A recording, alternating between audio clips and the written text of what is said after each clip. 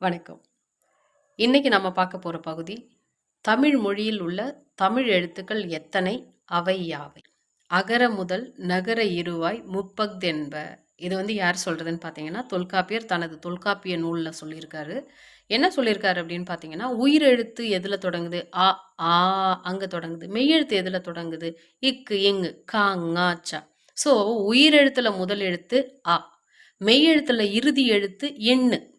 அப்போ உயிர்ல தொடங்கி மெய்யாகிய இன்னு வரைக்கும் உள்ள உயிரெழுத்து 12, மெய்யெழுத்து 18 2ம் சேர்த்து 30 எழுத்து.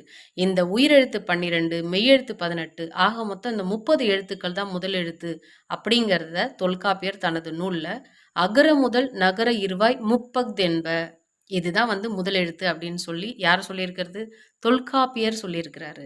தொல்காப்பியத்தை தொடர்ந்து நமக்கு கிடைக்கப்பெற்ற அற்புதமான ஒரு இலக்கண நூல் எதுன்னு பார்த்தீங்கன்னா நன்னூல். அந்த நன்னூல்